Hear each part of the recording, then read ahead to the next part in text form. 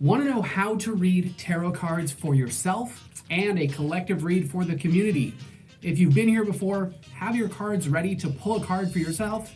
If you haven't, that's cool too. Bring your cards. It's like bingo, but with tarot. That's what we're doing today. For those of you who are just getting to know us, I'm Heather. And I'm David. I'm Zen Rose Garden. Home of Zen Ed Academy. Let's get to reading tarot cards for yourself today. For your self-care today. For your self-care, right? Because And for yourself. That's what we're trying to get you Right. all self-reliant. So have your tarot or your oracle cards ready. And while you are pulling your cards, shuffle away. Yep. Here is my philosophy. We've always been big on teaching people to be self-reliant and to get deeper with their intuition instead of constantly running to get their cards read by someone else when something goes down, right? We want to get you used to your own sense of knowing and using your cards or whatever divination tool you use as a way to calm and center yourself. Just saying. So it is time to tag up. If you've already pulled a card, drop it in the comments. Let us know what that card is and which tarot card fits your day today. If you've got cards, drop it in the comments now. If you don't, pick one out of the imaginary tarot deck in your head and drop it in the comments. Think fast. Drop it like it's hot. drop it like it's hot. He saved that one. You already did. Almost flubbed it. So, and tell us what you think it means to you. First impulse, and we will drop some insight after we do the collective poll. Yes, so now it is time for the collective card of the day.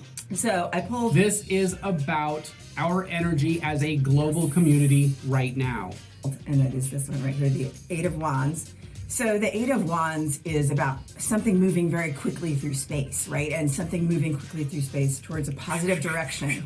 So we like the Eight of Wands because it means things are moving quickly. So I want this to mean for us that we're moving quickly through COVID. Quickly through the crisis, quickly through.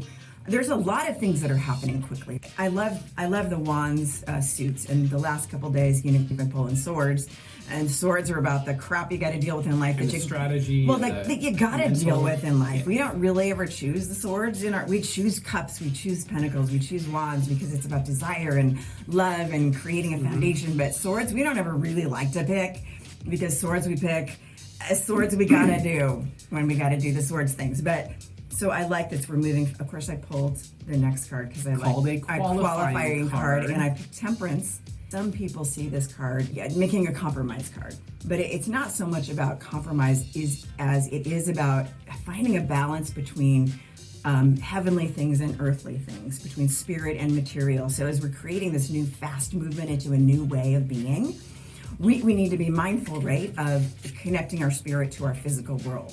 I know we've been practicing that, but now is the time to put our money where our mouth is. Now is the time. Can we ground our spiritual life that we've been working on in our drum circles and our yoga retreats and all that easy stuff to do where it's real kumbaya? Can we ground that into our earthly world now and put our money where our mouth is? And that's my challenge to you guys. And that's kind of been my question to the spiritual community for the last, since I've been in this niche is, if you're going to, it's easy to do it with people that are like-minded at the weekend retreat, but is it easy to do when shit goes down? That's when the true test happens. Better be ready. I'm seeing people step up. Yes. So I got to say that I am proud of you. And these two cards fell out of the deck. As some of you know, so cards that fall out of the shuffle sometimes can be your little surprise, fun spices. And they were, and swords again. So it is my feeling that there's going to be some broken hearts happening in this transition phase. Right. Some things might happen, some relationships might end, but it's kind of okay because they might have been toxic for you in the first place. You might be reassessing relationships that didn't really work anyway. You were just keeping around because comfort zone. Lisa says, I pulled the devil. We'll talk about that one in just a moment. And everybody else who's pulling a card, go ahead and drop it in the comments, and we'll give you a little insight into those cards as we move on. So the next card. This one's the Nine of Swords, which... Oh my God, I'm home alone with all these swords I collected earlier in the day. No, really. It's about all the swords you've collected over your lifetime, right? And you're holding on to those swords. And now I'm home alone with all these swords. What am I going to do? Let's hold on to all the shit swords, in your life. Really, the Nine of Swords is about reviewing it's really about a delay or a miscarriage or something went wrong that was supposed to go right. But it's also about assessing the patterns, right? So if you're getting rid of things you no longer need, which a lot of us are, you're reassessing all these swords that you've been keeping around that you don't need. It's Why do I have these swords in my house? I've been keeping them all day. This could also be all your credit cards. So, yeah, and I'm all stuck. Let's see, we got? Devil. We got Lisa with the Devil. Lisa, let us know what you think the Devil means for you intuitively first, and then we'll give you a breakdown of the Devil card. Yes. A little deeper. And we've got the Hanged Man in reverse. Okay. I'm hearing to revisit some of my views. Interesting. Yeah, that's a really good read on it. I don't need to tell you anything more than that. That's like so Right. perfect. Yeah, the Hangman is about new perspective, but the Hangman is about. Oh, okay, that's interesting. So the Hanged Man is about the mystical death, the mystical death of your old self.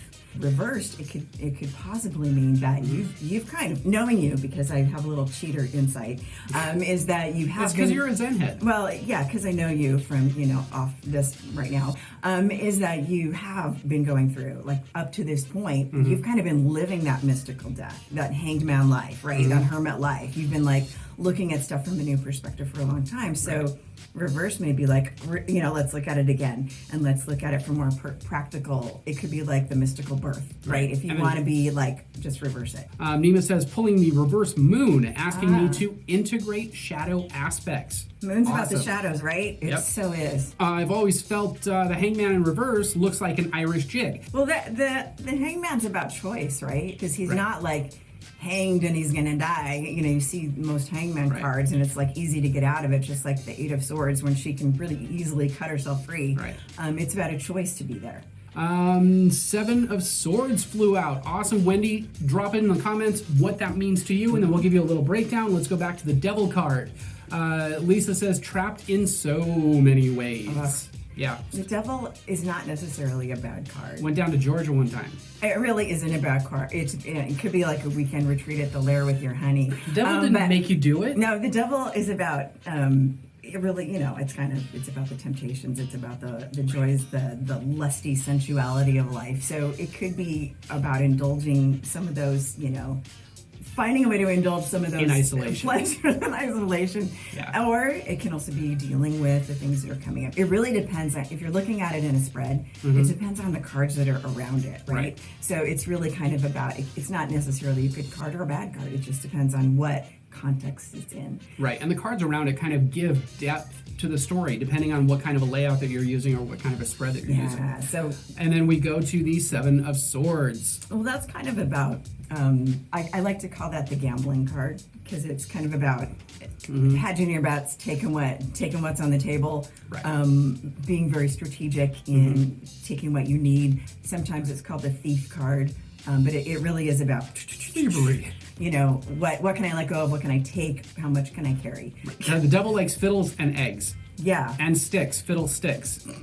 My mom used to say that. Then we got Cheryl that says 10 of Cups reversed. Reverse 10 of Cups is one of those cards that's not super bad upside down either, but it's really about having it all in the love and everything. So Becky's got 3 of Cups reversed. I want to try to get a couple more of these. Closely evaluating my friendships, more focused on work than celebrating. Okay, so the thing about the 3 of Cups reversed, the 3 of Cups upright is about celebrating something that you've earned. Like, we got that account, we did a good job at work. It's about celebrating an accomplishment. 3 of Cups reversed can just be about celebrating to celebrate, right? Maybe it's time to just celebrate that we're all okay right now. Yeah. Maybe it's time to just celebrate that you are breathing. Maybe it's time to celebrate just whatever you want to celebrate. Enjoying something just to enjoy it, right? Water off a duck's back. There you go. There you go. And we want to take a quick moment to tell you about our online community where our Zen heads, some of which are here, and the official ZRG Tarot Tribe hang out.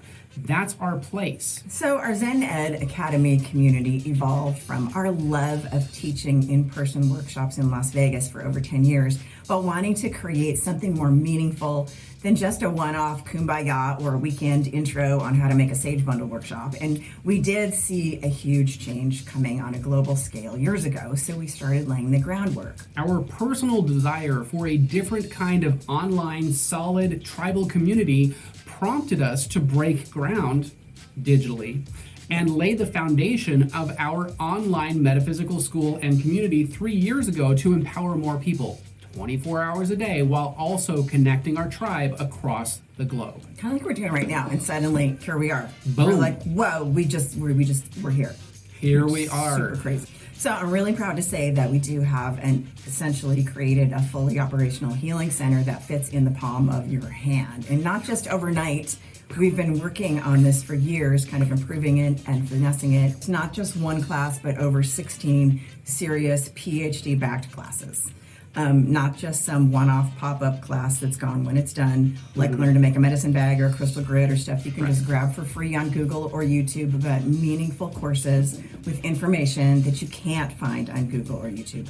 That you get that plus all the lifetime replays. Yep. All of the lifetime replays. Check that out in the description. We're just gonna drop it. Since you've watched this far, be sure to check out the goodies that we've got for you. The link is in the description below. If you liked this video, Hit that like button. hit it hard. And if you want to see more videos like this, Be sure to subscribe and spank the bell so you're the first to know.